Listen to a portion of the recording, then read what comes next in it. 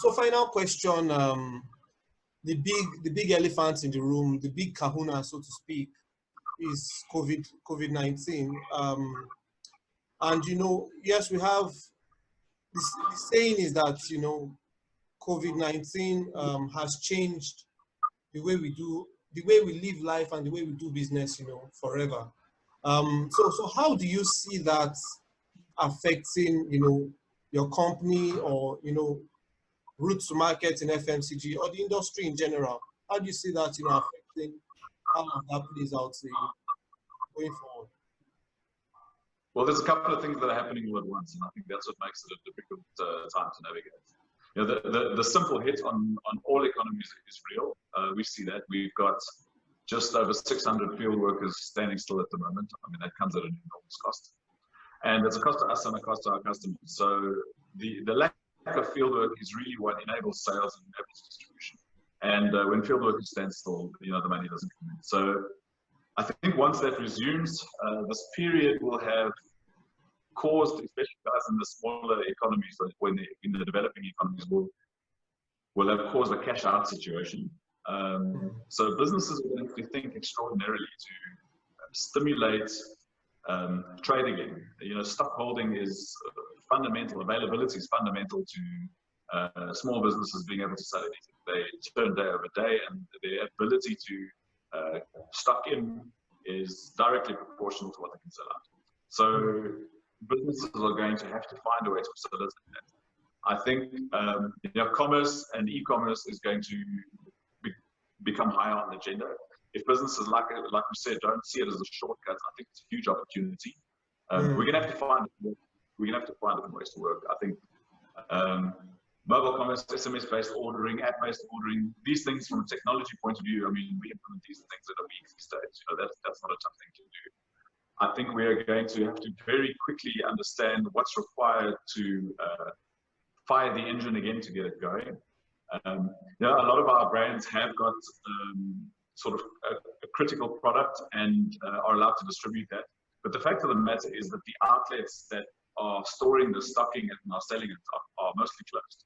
The consumers are not on the street to buy this. The consumers are consuming their money and are not going to be able to come and buy something when the doors are closed. Maybe less severe in some countries than others, but the longer these lockdowns persist, the longer it's going to create a not doing it. So I think there's an opportunity for businesses in this time to accelerate what they're doing with technology, or highly facilitative in the process. But at the same time, they have to think about how they're going to distribute. I think people are going to need jobs in this time. We really have to consider specifically last mile distribution, moving away from the thinking of big trucks filled with stock, to consider mobile hawkers, to consider foot soldiers from a distribution point of view, to consider smaller vehicles, tuk-tuks, because I think creating the work and reducing the cost of distribution is going to be it's going to be a dependency for us to exist. It's not going to be a luxury or an optimization in the near future. It's going to be something we have to do to survive. And from a commerce point of view, if you are not collecting orders and engaging with your customers, because there is going to be a latent fear factor with customers of just going out in the streets again and doing business the old-fashioned way. In part, I'll say that's true for a lot of markets. I think Nigeria is pretty tough.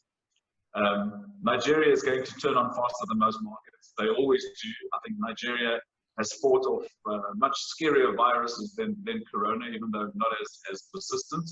But Nigeria has fought off Ebola and yellow fever and Lassa and many other things. And Nigerians, like I say, have a very robust developed markets and underdeveloped markets, and they have certainly found the means to do business in tough times. And I think that is going to be what gets Nigeria out of blocks very quickly. It's going to be what helps Nigeria turn this around faster than some of the other markets. So that Nigeria spirit, that entrepreneurial spirit, where in the face of what's the word to use now, a disaster, guys still find a way to dig deep, and keep pushing. That's definitely a Nigerian way, and as an outsider that visits quite often, I love and enjoy the energy and the industriousness of Nigeria, and so I think that's going to it's going to serve them well in the next difficult time ahead.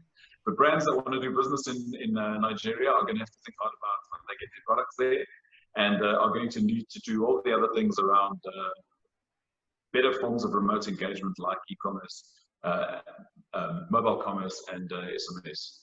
It's definitely you're going to need to explore more mobile channels. Okay, sounds good. Thank you, Ed. Always super insightful to discuss with you, and happy to. We hope you can oblige us, to share more insights in the not too far away future. Indeed, yeah. Thanks for the time. I appreciate it.